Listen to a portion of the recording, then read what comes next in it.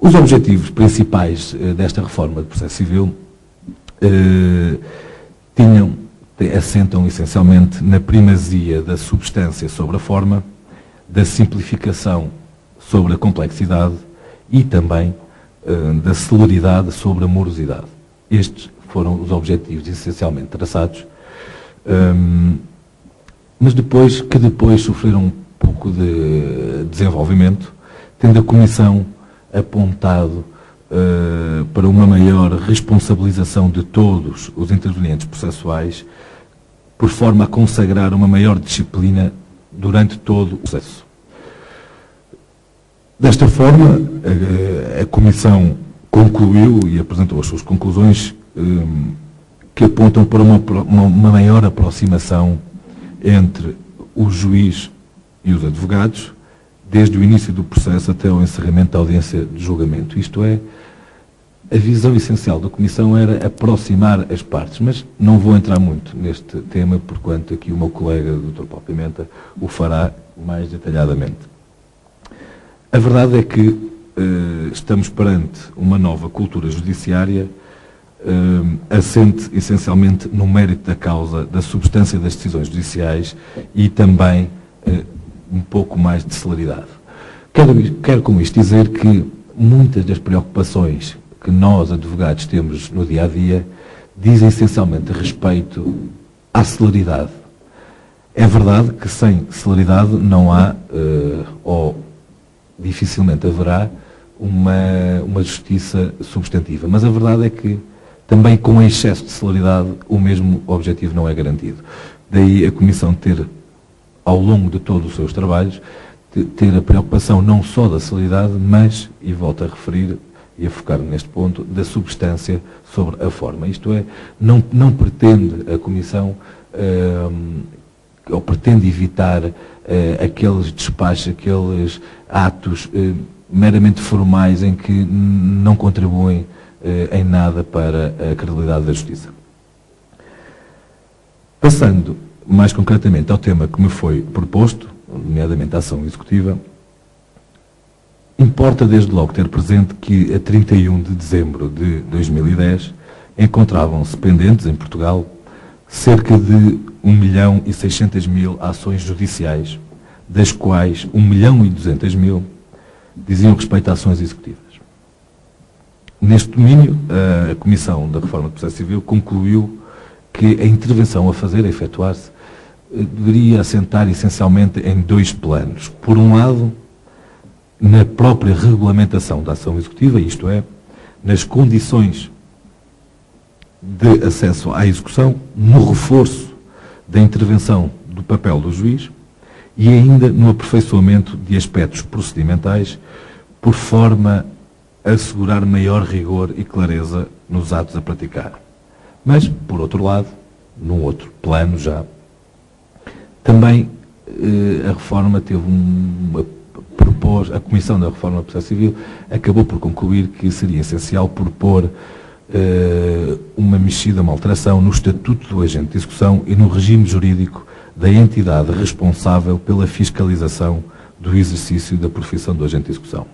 Portanto, temos aqui os dois planos essenciais que a Comissão entendeu por bem propor alteração.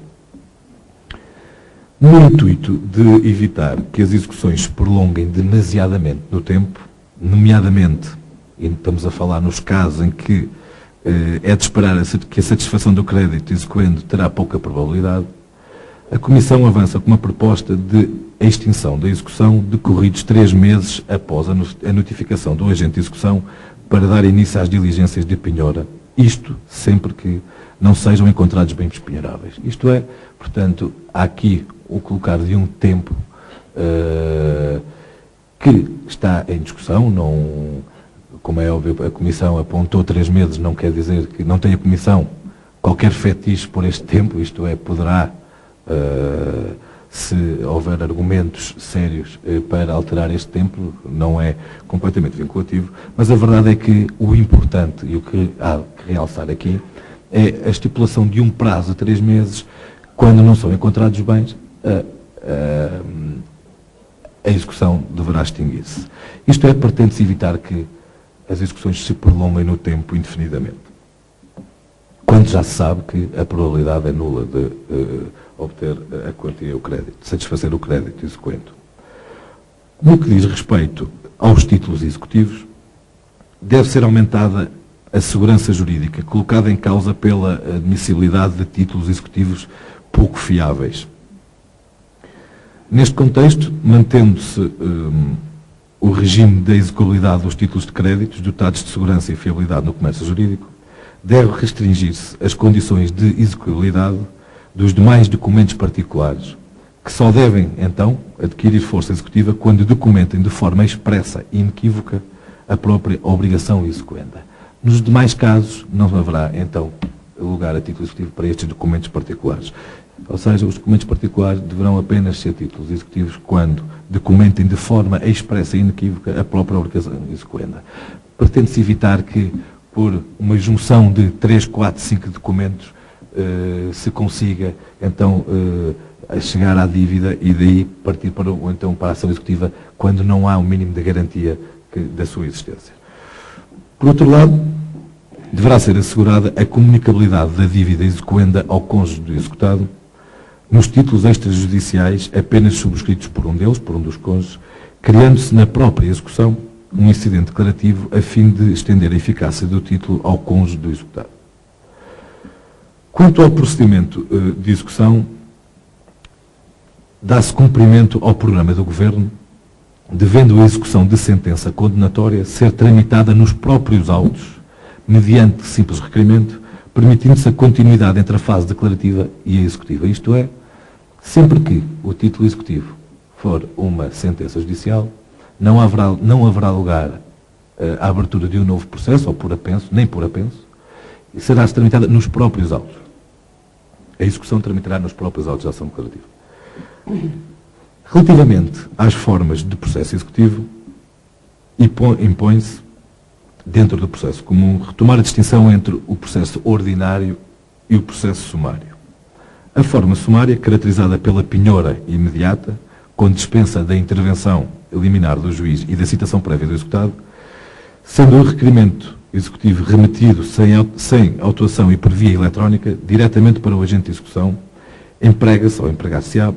quando o título executivo for uma decisão arbitral, um requerimento de injunção ao qual tenha sido aposta a fórmula executória, um título extrajudicial de obrigação pecuniária vencida garantida por hipoteca ou por penhor, ou um título extrajudicial de obrigação pecuniária vencida cujo valor não exceda o dobro da alçada da primeira instância. Isto é, na forma sumária teremos então, haverá lugar à forma sumária quando os títulos executivos forem títulos fiáveis em que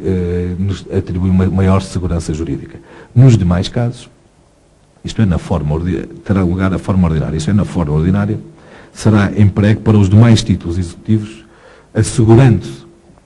exatamente porque estes títulos têm menor fiabilidade, assegura-se a intervenção liminar do juiz e a citação do executado em momento anterior à penhora. Passando para um outro momento, já em sede de oposição à execução, deverá evitar-se a suspensão automática das execuções por mero efeito do recebimento da oposição. Deste modo, o recebimento da oposição só suspenderá a execução mediante a prestação de caução. Contudo, e não há regras sem exceção, quando o bem penhorado for a casa de habitação efetiva do executado, o juiz pode determinar a suspensão da venda até a decisão do incidente em primeira instância. Nos demais casos, assim não será. Abandona-se também a determinação legal de uma ordem de prioridade quanto aos bens penhoráveis, por se entender que se trata de matéria que só poderá ser decidida de forma casuística, caso a caso. Portanto, deixará de haver lugar à regra da prioridade. No entanto, justifica-se a previsão da regra segundo a qual o agente de execução deverá respeitar, naturalmente, as indicações do exequente quanto aos bens a penhorar, salvo se essas indicações violarem normas imperativas ou ofenderem princípios da proporcionalidade da penhora.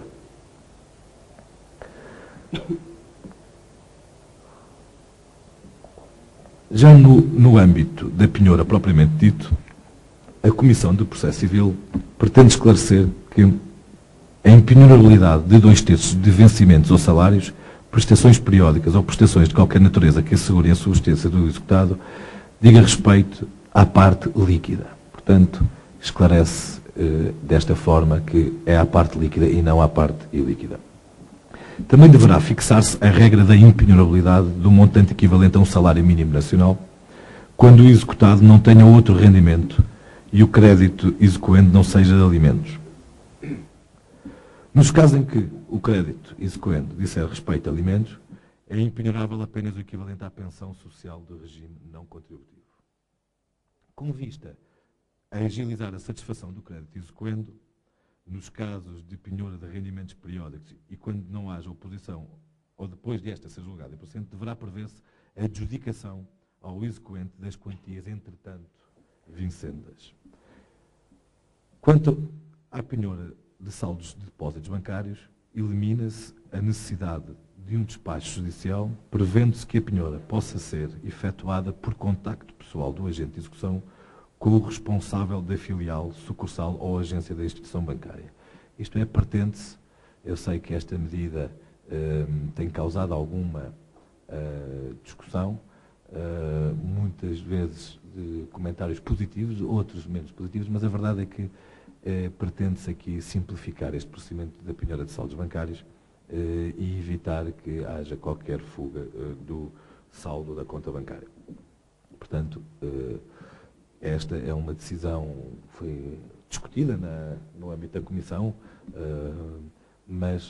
e aproveito para referir que todas estas decisões, apesar de umas mais do que outras terem sido alvo de grande discussão, a verdade é que todas foram, no final, votadas por unanimidade. A propósito da penhora de veículos automóveis, no sentido de evitar a ocultação e o uso do veículo a penhorar, permite-se que a penhora seja precedida de imobilização do veículo. Quanto ao papel do juiz, deverá ser reforçado, portanto, o papel do mesmo, outorgando-lhe um poder geral de controle do processo, isto é, voltamos um pouco atrás e retomar, atribuir novo poder de controle geral do processo ao juiz, fazendo depender de decisão judicial os atos conexionados com o princípio da reserva do juiz ou suscetíveis de afetar direitos fundamentais das partes ou de terceiros. Assim, deverá competir exclusivamente ao juiz adequar o valor da penhora de vencimentos à situação económica e familiar do executado, tutelar os interesses do executado quando estiver em causa a sua própria habitação, designar administrador para proceder à gestão ordinária do estabelecimento comercial penhorado, autorizar o fracionamento do prédio penhorado e aprovar as contas na execução para prestação de facto. Por outro lado, relativamente já ao agente de execução e às garantias que deve estar rodeado do exercício das funções, cumprirá reforçar a imparcialidade e a autonomia do agente de execução perante o exequente, reservando ao juiz a competência para a sua destituição com fundamento em atuação dolosa ou violação reiterada dos deveres estatutários. No que respeita ao acesso à carreira de agente de execução, os candidatos deverão ser titulares de licenciatura em Direito ou solicitadoria, sendo submetidos a um exame de ingresso, a uma fase de estágio e a uma avaliação final. O Estatuto Deontológico dos Agentes de Execução deverá conter um regime apartado de incompatibilidades e impedimentos, em termos de tornar incompatível o exercício dessa função com a profissão de advogado ou solicitador. Naturalmente que deverá ser consagrado um regime transitório para os atuais agentes de execução, fixando-se um prazo para a respectiva opção. Já relativamente à atividade cotidiana do agente de execução, deverá ser exigido que disponham de estrutura e meios informáticos mínimos e deverá ser estabelecida a obrigatoriedade de terem o escritório aberto ao público em horário correspondente ao das secretarias judiciais. Isto é, todos nós temos essa experiência prática de que muitas vezes é-nos difícil entrar em contacto com o agente de execução, porquanto não tem a obrigatoriedade, não existe a obrigatoriedade de ter a porta aberta e de atenderem tanto o exequente como o mandatário do exequente. Complementarmente às propostas da Comissão e que foram apresentadas pela Comissão e que se encontram em discussão, como já tive a oportunidade de referir, no sentido de serem criadas condições técnicas que permitam que todos os intervenientes processuais tenham acesso por meios eletrónicos e em qualquer momento às diligências realizadas no processo pelo agente de execução, pela Secretaria ou pelo juiz, o Ministério da Justiça, por via da Portaria 308/2011, de 21 de dezembro, procedeu já à alteração da Portaria 331/B de 2009, com o propósito de permitir uma fiscalização mais eficaz e uma responsabilização mais célere dos agentes de execução, estabelecendo-se desta forma um conjunto de regras relativas aos meios de pagamento a utilizar pelo agente de execução, das quais passo a destacar a indicação do número de identificação bancária, bem como a utilização de referência multibanco ou documento único de cobrança no âmbito de cada processo judicial. Isto permitirá realizar de forma mais expedita os pagamentos ao exequente, mas, simultaneamente, verificar as transferências efetuadas pelo agente de execução em cada um dos processos judiciais. A criação também, por esta portaria que acabei de referir, a criação de um regime transitório, nos termos do qual os agentes de execução devem notificar as entidades que efetuam transferências referentes a penhoras de rendimentos periódicos do executado, para que as mesmas se possam realizar, então, nos termos já descritos. Acresce a tudo o exposto que o Ministério da Justiça aprovou ainda a Portaria 2 de 2012, de 2 de janeiro, que visa agilizar o exercício das competências legais conferidas à Comissão para a Eficácia dos Agentes de Execução, em especial em matéria de fiscalização. Eu peço desculpa, a Comissão para a Eficácia das Execuções, em matéria de fiscalização e de disciplina dos agentes de execução, por via de um acesso mais expedito à informação constante dos sistemas e da prática de atos por via eletrónica. Isto é, procedeu-se à regulamentação do acesso eletrónico da Comissão para a Eficácia à informação disponível quer nos sítios, quer no CISAI, que, como sabem, é o Sistema de Informação de Suporte à Atividade dos Tribunais de Agentes de Execução, bem como à prática também de todos os atos da Comissão para a Eficácia das Execuções diretamente nos sistemas informáticos em causa, os quais são geridos, respectivamente, pelo Ministério da Justiça e pela Câmara dos Solicitadores. Ou seja, pretende-se, desta forma, ter uma maior transparência a toda a atividade dos agentes de execução e, por outro lado, uma maior competência à entidade que fiscaliza. A par da disponibilização pelos sítios e pelo CISAI da informação referente aos atos processuais praticados pelos agentes de execução, prevê-se o acesso à informação respeitante à movimentação de fundos das contas clientes detidas pelo agente de execução efetuada no âmbito de cada processo e ainda a possibilidade de comunicar com os demais operadores judiciários por via eletrónica e executar as suas decisões de forma direta no sistema CISAI. Desta forma, introduz-se um maior grau de transparência, como referi, e eficiência nos procedimentos adotados por todos os intervenientes no processo executivo, prevenindo-se a prática de expedientes dilatórios, obtendo-se ganhos em termos de celeridade da tramitação processual, eficácia das execuções e poupança de recursos administrativos e financeiros. Para finalizar, resta-me efetuar uma última nota sobre as propostas avançadas pela Comissão da Reforma do Processo Civil, que tem que ver com o seguinte: o sucesso destas reformas, da reforma que venha a ser efetuada, dependerá também e sempre de uma alteração não só legal, mas de todas as mentalidades de todos os parceiros judiciários. Isto é, por muito que o legislador altere a lei, se não houver uma alteração de mentalidade de todos os parceiros judiciários, estou a pensar em magistrados, advogados, agentes de execução, tudo ficará na mesma. E quando digo isto, estou a pensar não só na ação executiva, mas como melhor explicará o meu colega Dr. Paulo Pimenta, esta alteração de mentalidades será muito essencial na parte da ação declarativa, nomeadamente na parte da base instrutória da matéria de facto assento, como o meu colega terá a oportunidade de explicar. Muito obrigado.